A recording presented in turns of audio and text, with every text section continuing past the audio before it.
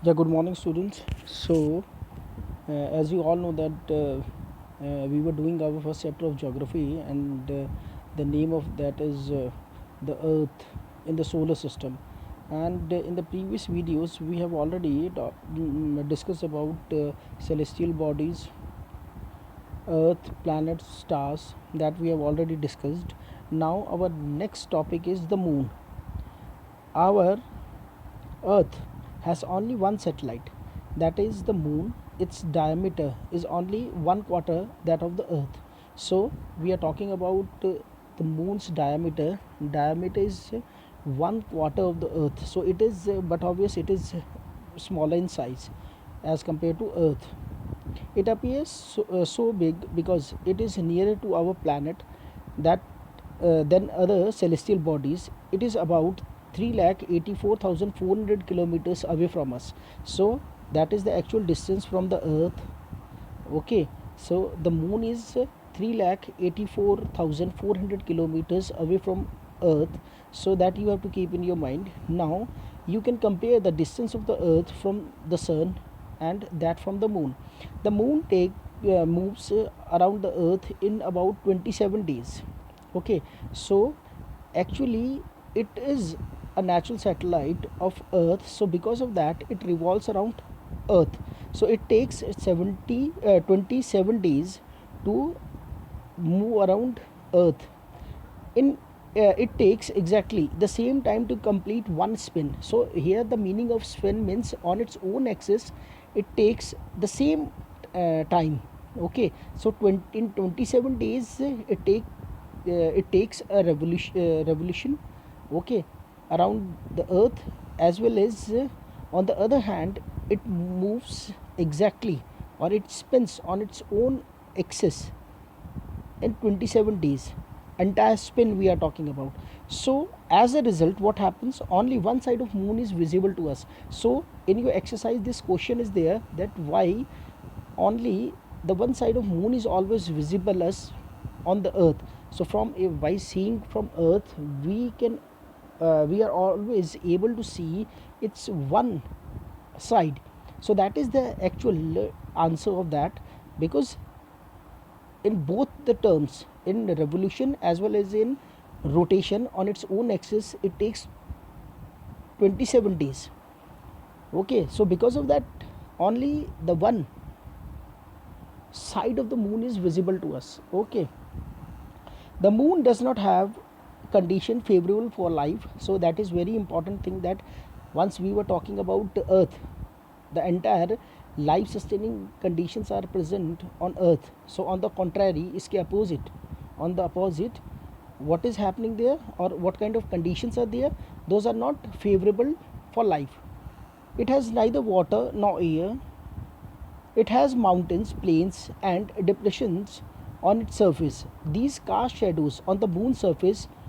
Look at the full moon and observe these shadows. So these are the different kind of shadows uh, that here is the picture of the Moon is given. So different kind of shadows are given because it is not a it has not the plain surface. Okay, all the different kind of landforms are there, but there is a lack of water over there. So because of that, it doesn't have life sustaining or life favorable conditions. Okay, asteroids, apart from the stars, planets, and satellites, there are numerous tiny bodies which also move around the sun. These bodies are called asteroids. So the tiny bodies we are talking about, okay, which are moving around the sun, these bodies are called as asteroids. Okay, so these are the part of rocks. Okay, they are found between the orbits of Mars and Jupiter. So that is very important, because once we are seeing our solar system, okay, in between Mars and Jupiter there is a specific asteroid belt, and the entire tiny rock particles are moving in that belt, or it is also known as the asteroid belt. Okay, in between Mars and Jupiter we are talking about. Satellite scientists are of the view that asteroids are the parts of the planets which exploded many years back. So that is a big question, that once we are talking about the entire rock particles or rock related things, so from where they have come? So that is the question. So scientists, what the scientists are giving the theory behind that, like they were the part of planets, they were the parts of planets, but after explosion many years back they were scattered in the universe, and because of that, and once they came in contact with the gravity of some planet, or you can say of any star, so they started revolving in a particular orbit or in a particular path, or you can say in a particular trajectory. Same in the condition of Mars and Jupiter, there is a particular path, or you can say that particular path made this asteroid belt.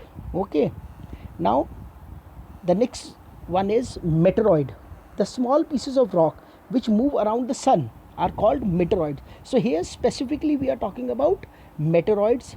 Meteoroids are the rock particles or rock pieces, you can say, not particles, they are the pieces, the big pieces we are talking about, okay, which are revolving or moving around the sun only. Okay, because of the sun's gravity, sun is holding those particles, that rock particles or rock pieces, you can say, and they are moving in a particular path around the sun.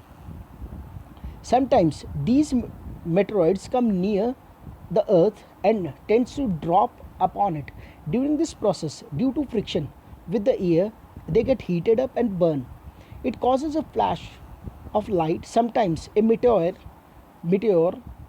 without being completely burned falls on the earth and creates a hollow. Actually, if we are talking about shooting star, okay, in journal language, sometimes we see some star is falling during night hour, so we say that that is shooting star, but that is not actually shooting star. That is a kind of meteoroid which came in the actual gravitational pull of earth, and because of that the earth started pulling it towards it, and once the meteoroid is coming towards the earth, due to the friction of air, it starts burning, and because of that burn it starts eliminating, okay, or you can say it produces a flash of light. Do you see a whitish board band like a white glowing path across the sky on a clear, starry night? It is a cluster of millions of stars. This band is the Milky Way galaxy. Okay, now we are talking about galaxy. If somebody is saying you, or if somebody asks you that in which galaxy we are living, so that is Milky Way galaxy. The name of our galaxy is Milky Way. In Hindi that is Akash Ganga. Our solar system is a part of this galaxy. In ancient India, it was imagined to be a river of light flowing in the sky. Thus, it was named Akash Ganga. A galaxy is a huge system of billions of stars. So that is the actual definition of galaxy given here. A galaxy is a huge system of billions of stars and clouds of dust and gases. Okay, so if the question comes that what is the actual meaning of galaxy, so galaxy is a cluster of huge system of billion of stars and the clouds of dust and gases. There are millions of such galaxies that makes the universe. So if we are talking about our universe is very broad. In Hindi that is बहुत विशाल है. Okay, so there are so many galaxies in our universe, but if we are talking about earth, or if we are talking about us, we are living in Akash Ganga. That is the name of our galaxy. It is difficult to imagine how big the universe is. So exactly as I told you, so that is really very vast, so we can't imagine how big the universe is. Scientists are still trying to find out more and more about it. We are not certain about its size, but we know that all of us, you and I, belong to this universe. But we are the part of, we are a tiny part of this universe.